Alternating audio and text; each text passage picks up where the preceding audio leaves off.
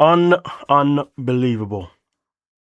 We've just seen one of the most horrific scenes in 90 Day Fiance history with this week's episode of 90 Day Fiance Season 12, where we saw Mido speak to Debby in such disgusting ways, where it caused every single one of us to call him out. So much to the point that, well, when it comes to Mido, he's even had to deactivate his comments. Because the way he spoke to Debby, the way he spoke to Debby's friends, the way he just carried himself was absolutely disgusting. Now, of course, we was able to finally experience Debby defend herself.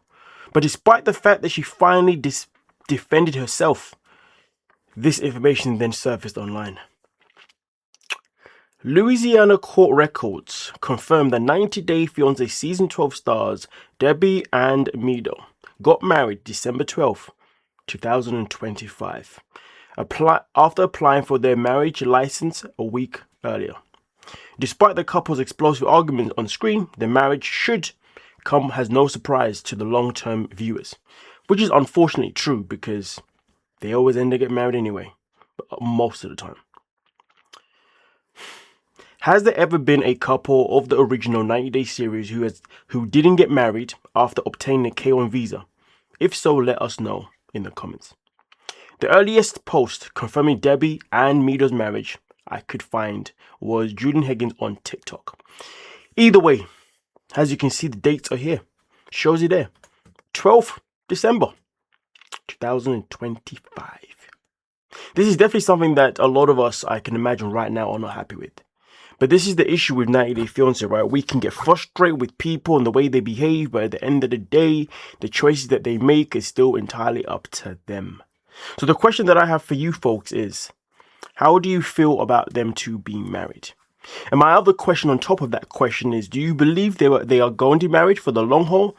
Or do you think this marriage is going to end as soon as maybe Mido's in a position where he has obtained his green card, his work permit? Because even though they are married, even though he's applied for the K1 visa, we still know at this moment in time anyway that there's been no confirmation of a green card or work permit or anything like that. So usually sometimes with some people, they leave that person once they are granted all of those papers.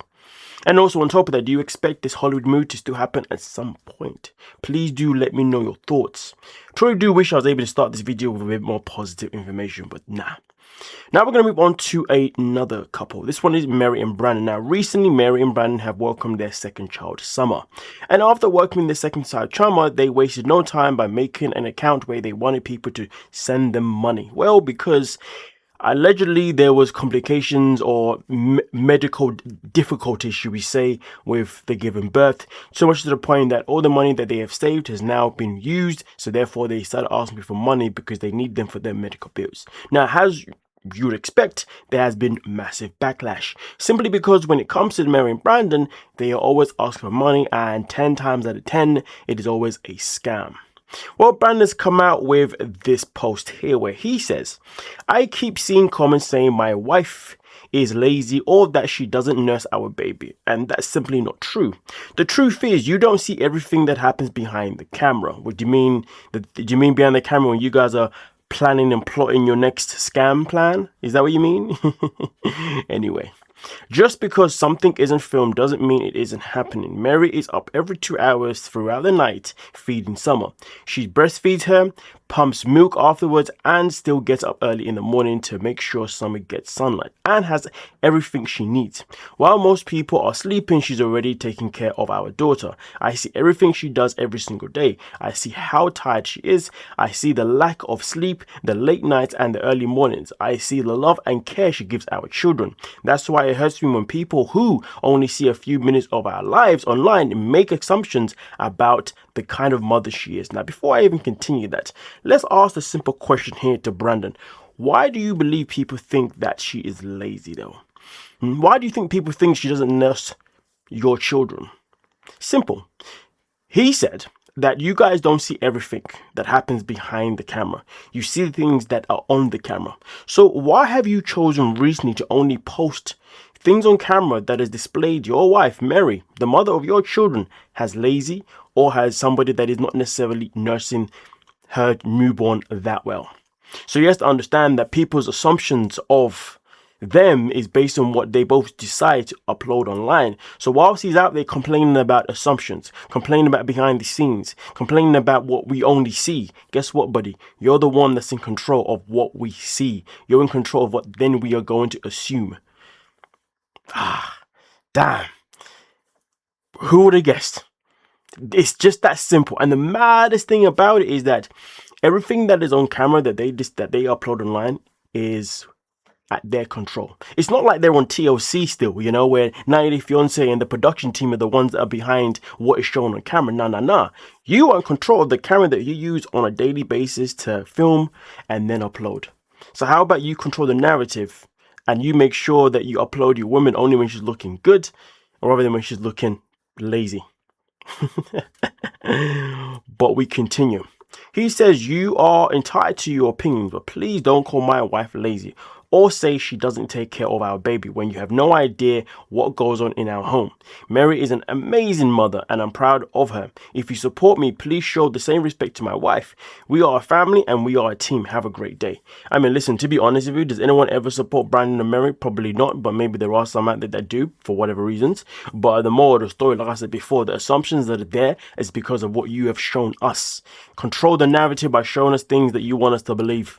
By showing us things that makes her actually look like she's not lazy or whatever. Now, don't get me wrong, even if you control the narrative by showing us all the good things, it doesn't necessarily mean that we're going to believe that life is that rosy anyway, to be honest with you, simply because we know when it comes to Brandan and Mary, things are never as simple as 1, 2, 3. But I will say this though, when it comes to loving each other, wanting to be together, all that kind of stuff, I would never take away from them. They are definitely a couple that definitely want to be together.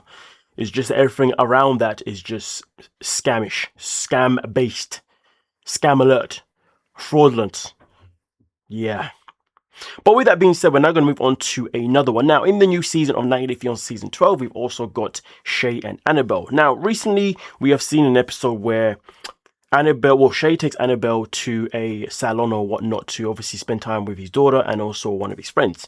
Now, in that conversation, Annabelle lets it be known that she's very aware of Shay's cheating in terms of the fact that he does kiss people when he's drunk, and the one person, shall we say, he has claimed, and also he has asked to see a woman's breast also while he's drunk too. And obviously right now, Annabelle's very much convinced that there's obviously more that he's done that involves cheating. But here's the thing though, when Annabelle told his daughter's reaction is something that definitely surprised a lot of us, because she was kind of applauding her father's behavior, but then also kind of saying, but there's still more to tell. I can't wait for Annabelle to find out. So because of that, people are definitely now in their feelings regarding how they feel about her. So she says, or this person says, it's honestly wild to be proud of your father for cheating and lying and to enjoy the drama and another woman's pain, especially when you're a woman yourself. Can you imagine, folks? Can you imagine? I can imagine, because unfortunately in this world, and I'm pretty sure there's a lot of women that can vouch for what I'm going to say next. Unfortunately in this world, when it comes to the women community itself in particular, there is generally always a lot of backstabbing, a lot of negativity, there's a lot of using, there's a lot of wanting someone to actually fail so therefore they can look better. There's a lot of, commenting and making someone feel less than because they may look this way or da-da-da-da-da. And don't get me wrong, of course it happens in the men's community too, but notoriously I've heard it's worse in the women's one. That's why they say divorce rates are higher in lesbian couples than any other couple. But hey, either way though, personally, what my point being is, am I surprised that she cares about another woman's pain? No, because this is something that some women do in this world, unfortunately. But we continue though.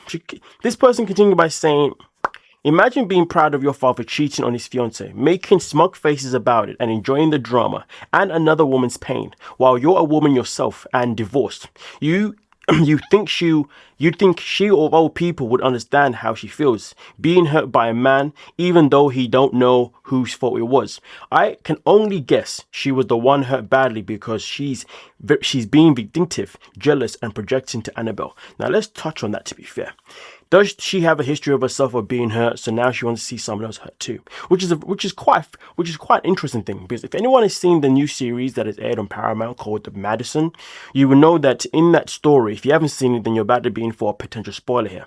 But we find out that the father dies on the first episode, so the whole season is about the family mourning.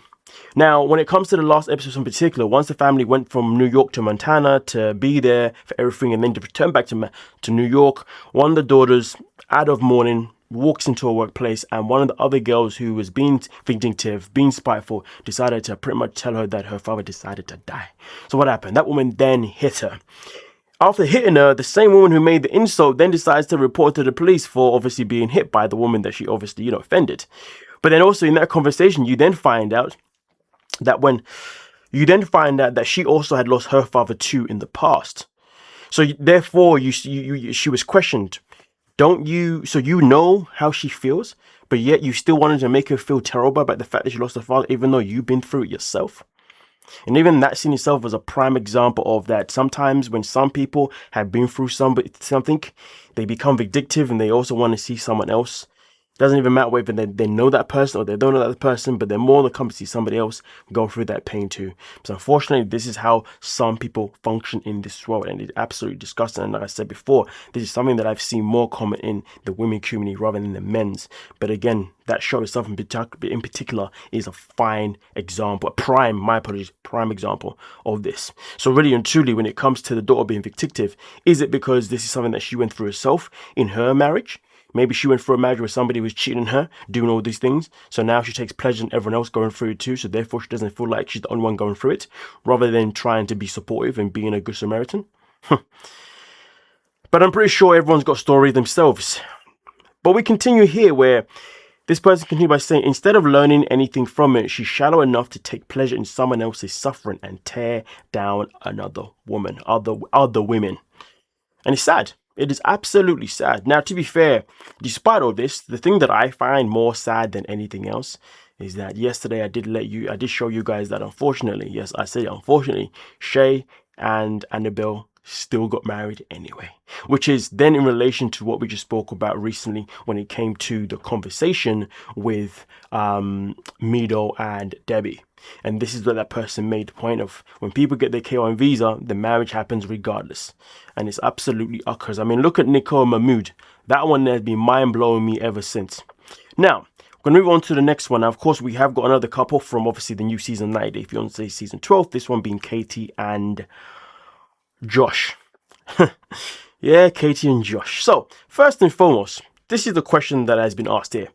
Does Catie have any redeeming qualities? It also moves down here by saying between her making out with anything that moves, that disgusting mattress, so gross, and he said it smelt, and a used piece of material for intimacy alone, with somebody.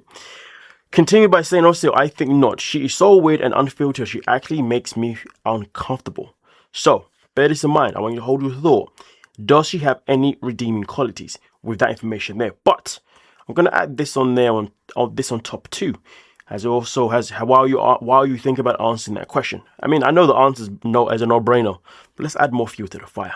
So then this post here comes on by saying, did I understand correctly that Catie did not want Josh to come? Did I misunderstand this scene? Now, bear in mind, this is the scene here where literally she speaks about how Josh is the one that went out of his way to pay all the money to pretty much get to America. When it came to the visa and everything. And she basically said, well, it's not like I told you to do it. You did it because you wanted to. Like, that was you. You basically forced you to move here. I didn't ask you to come here. That was literally what it translated to me anyway. But this person says, did I misunderstand this scene? Because it sounded like Catie told Josh that he was the one who decided to go through the immigration process and she wasn't ready for it. Josh reminded her they discussed it and frankly, he's right. I mean, listen, even if they discussed it, doesn't mean that they then agree to it. Seems to me they had a conversation and Josh then said, okay, cool, I'm gonna go do it now. Meanwhile, Catie was like, it was just a conversation. And let's be real, Katie's the kind of person who'd be like, it was just a conversation. Oh, did you mean that? Oh, okay, well, now you're doing it. Okay, fine. But we know how she lives life. She lives life like, if it's happened, it's happened. If it's not, it's not. It is what it is. Anyway, we continue here where it says, that exchange broke my heart a little because it explains so much. I don't know why it broke your heart, because explains a lot, but not in a way it breaks my heart. It explains more how Josh is just delusional and why he is put himself in this position that he shouldn't be in. But hey, it is what it is. Continues by saying that she rented an apartment sight unseen, moved him into a completely empty space, expects them to sleep indefinitely on a filthy twin mattress, and then called him selfish for wanting a basic furniture. That is a very good point, to be fair. Very good point. Not a luxury lifestyle, a table, chairs, and a bed. The bar is literally on the floor. Josh left his home, family, friends, and kind to be with her. Clearly by his own choice, without her really giving a damn. Which is quite sad because he didn't even think to really process that. So how desperate is he to be with her? Or how desperate is he just to be in America? I don't know. But Josh's intention in this relationship makes less and less sense the more episodes go by. Anyway, continues by saying, then he arrives to chaos and gets told she wasn't ready for him to come. I mean, listen, there we go. Then also continues by saying, wait, what's going on? There should be a little bit here. Let me refresh this real quick. There we go. Boom, bam. All right. So, where is we now? Okay, that's it. So, Josh, that's it. Whether you like Josh or think he needs to stand up for himself more, that's a brutal thing to hear from the person you uprooted your entire life for. I mean, I hear it. I get it. I don't disagree. But if Josh has decided to be delusional enough to leave his country, the UK, England, to be more specific, if he has decided to leave England for America, for a woman that he knows notoriously kisses guys when she goes out and drinks, he really thought a woman who does that would actually take him wanting to come to America seriously? Would really take any conversation about anything seriously? Like, let's think about this. How many times has he had a conversation with her about infidelity? How many times has he told her about her drinking and how he needs to stop and how it's making him feel? And every single time he has told her that, it's gone from here to there. Because she's not somebody that processes conversations. She's somebody that listens to your conversations, listens to the topic, and she goes, oh, okay. And then if something happens, it happens. If it doesn't, it doesn't. So really and truly, am I surprised that he landed there and she didn't have an apartment ready? Absolutely not surprised. Because she's the kind of person that lives lives off the whim. Lives life on the edge. Lives life with last minute. You mean last resort? She's not a planned person. But the fact is, he didn't put these pieces together. And I do feel like he probably was aware of this, but he just chose to do it anyway. For me personally, the question began with, does Catie have any qualities that are redeemable? Please let me know your thoughts. Please let me answer that one. The answer is obvious, right? But at the same time, though, the other question that I would add to this is, shouldn't have Josh just known better? Because the signs were blatantly there. Let me know your thoughts, folks. Let me know your thoughts. But now we're going to move on to another person. Now, this one here is Thomas. Thomas is also from the new season of 90 Day Fiance season 12. He is in a relationship with Paula, or Paulina. On the show, it's Paula, but actually it's Paulina. I do prefer her actual pure name, to be fair. Anyway, so this last episode, he definitely he had a massive tantrum. Became the biggest man-child going. Oh my days, cry baby. And that's why people right now are definitely feeling sent up away. And this is all because she sprayed perfume that he didn't like because he's allergic to perfume, even though she said it was actually an anti-allergy perfume. But either way, though, the way he reacted was crazy. Now we got topics going on. First question here is, who hates this guy already? Then it continues to the bone by saying, I don't know where to start with this biggest man-child ever. He cannot conform for her, but wanted to conform for him. When I saw him super glue her perfume shut, that would have already made me want to go back home. Now, let's just confirm before we move on, because there's another post regarding him.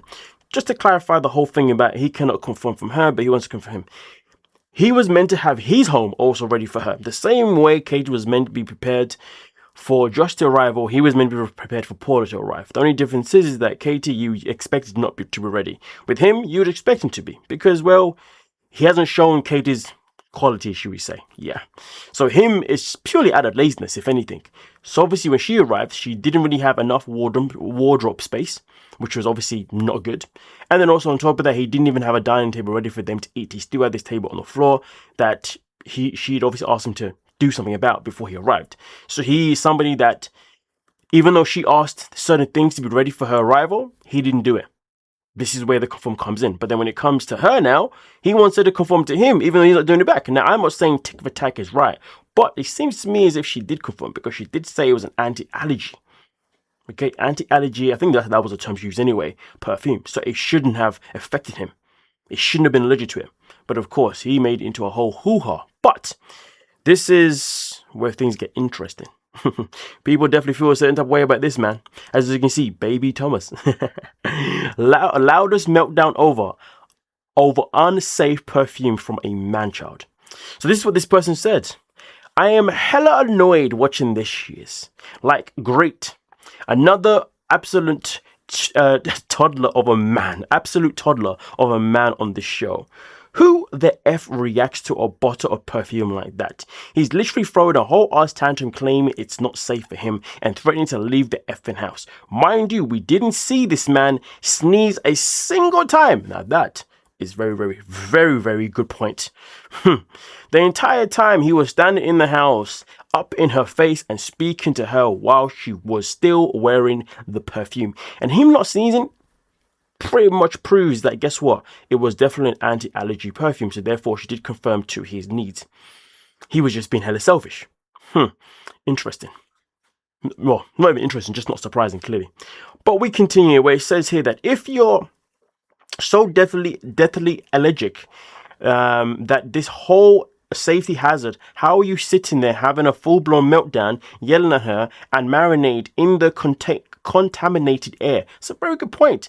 You should have left. If you was that bad, you should have opened the door, opened the windows, gone outside, do something. But nah, you was in there having a whole, not to trick anyone, but you was there having a whole seizure like a crazy person. What's wrong with you, bro? Humble yourself. Anyway, let's continue here. Completely fine. But the absolute kicker, this clown literally opens the bottle right in front of his nose, just to super glue it shut. Make it make sense. If you're allergic to the scent, why are you opening the damn bottle to destroy it? That's a great question. It's just an effing bottle of perfume. Dude, what's an absolute bitch. The way he kept escalating and trying to dominate the situation instead of just acting like an adult is a giant red flag. Paula, it's not how you spell her name, to be fair. It is Paula. You know, well, that's the short version. The longer version is Paulino. Yeah, Paulino. I love that name. Anyway, Paula needs to leave him without a shadow of a doubt. Without a shadow of a doubt. This man is nothing but trashy trash. Honestly, the behavior here is nothing but just uckers. Absolutely horrible. But this is why I enjoy Reddit, you know, because when I watch the show and then I make my review on the show, well, first I watch the show, do the review for Patreon, and then also do another review for YouTube. But then I come back to Reddit now. And then when I come to Reddit, I can then come across these beautiful questions, these points that go over my head. And then I bring them to you folks. And then obviously you guys can discuss them in the comment section. And then on top of that, not only do I learn from the Reddit, I also then learn from your comment section too, of the things that you guys also know, which is absolutely fantastic. But now we're going to move on to the next one. Now, this one here is all about Marissa. Now, obviously, Marissa right now has definitely not been on the good books of many people. A lot of people have not been happy with this woman in any shape or form. So, I'm sorry. Is Marissa really complaining that Edward isn't actively parenting her devil spawn? I mean, you say devil spawn, that's unneeded, isn't it? Her boys are quite lovely, if you ask me. Anyway, I'm just now watching this recent episode, and I'm watching Marissa chastise Edward for playing an active role in getting her kids ready in the morning. This is after the Derek doesn't let anyone else sit in front. This is after the Derek doesn't let anyone else sit up front. Disrespect. I don't know what that reference is. I'm sure it's a reference, but I don't know what that is. Didn't she already basically tell him that he doesn't do anything right by correcting everything he has tried to do? Why is he there? Please tell me I've missed something.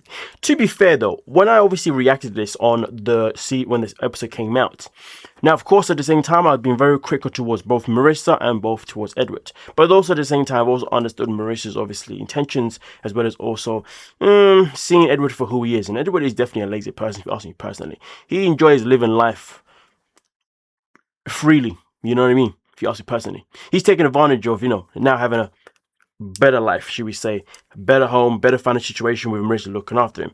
And for me personally, all I can say is that I do feel like Marissa had a point within that scene that everybody could at least been observant of how they do their morning routine, to wanting to learn without him being told or being asked to do anything.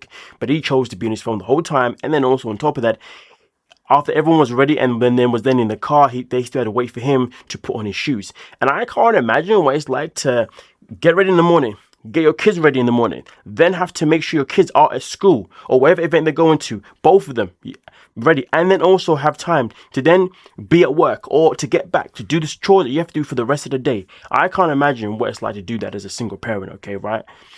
So therefore, I can understand Marissa wanting him to just kind of do his best to kind of not necessarily be so help her with the kids, but to at least make sure he's ready to leave when they're ready to leave. Do you see what I'm saying? But at the same time, though, I can understand where this post is coming from. Okay, you know, I said that's why I like learning, folks. Okay, I can understand when she says she's basically trying to tell him, she already basically tell him he doesn't do anything right by correcting everything he tried to do. Now, here's the thing, though. The problem is that if she's in a position where she has to continue to keep reminding him how to do certain things, that means he's more of an issue than she's an issue, in my humble opinion. But at the same time, though, it doesn't ignore that maybe she may have a controlling complex. Maybe she's somebody that does like to be in control of so many things. But at the same time, though, why though? If she's somebody that's always been in a position where she's always had to be in her masculine era, where she's always had to be in charge of organizing this, that, and the other, well then I can kind of understand why she's the way she is, because her ex-partner, the baby dad, he also explained about how when he was in a relationship with her, her family found it hard to accept him because he didn't really have much going for him financially. And he had obviously, you know, take his time to build up whatever he was building up. So that means whenever he was building up whatever he was building up to what he's doing now financially, clearly means that Marissa probably had to look after him for a certain period of time, financially and in other ways. And that fall would put her in a position where she's going to have this masculine thing. So therefore, the worst thing that Marissa has done in this situation is actually going for a guy, not because he's younger than her, but going for a guy that also has nothing going for him even more than her ex. Which therefore brings me to my point. I know, it's taking a while to get there. My point is that the real focus when it comes to Marissa and Edward's relationship is more the fact that Marissa has decided to go for a younger guy who has less going for him than her ex. Why is the question? Because clearly she definitely wants somebody that she can mold. Someone that she can obviously make into a perfect little man. And this is where the clash really comes into place. She wants a man she can mold, but the man that she's got is a lazy man. It's the man that's just like, But this is why she's always in a position where she's always having to repeat herself time and time again, because she's trying to repeat herself to the point where finally she's hoping he's finally going to become what she wants him to be. So really and truly, Marissa's messed up by going for a guy that she thinks she can mold. She should have just gone for a guy that's already got his life, he's got his ducks in order, should we say. And then maybe things would have been better. And rather than looking for a man to mold, look for a man that's already got things together, and then therefore you can just combine each other's lives together. So therefore you're adding each other's life, rather than getting a guy that you now want to mold and then have to carry, and then now all of a sudden you are this controlling person that everybody's like, ugh. So moral of the story is Marissa is her own problem in this situation. She really shouldn't have gone for a guy like Edward, in my humble opinion. So I feel like we've been focusing on the wrong thing when it comes to Marissa and Edward. I mean, it's not really about, anyway, you get my point. Let me not repeat myself again. I do apologize. It's only because I started thinking about everything that I was saying literally on the spot, and that's why it took me a while to get there. I do apologize. Actually, I don't. It's what I do. But with that being said, though, we're now going to move on to the last piece of information here. And this is a simple thing here.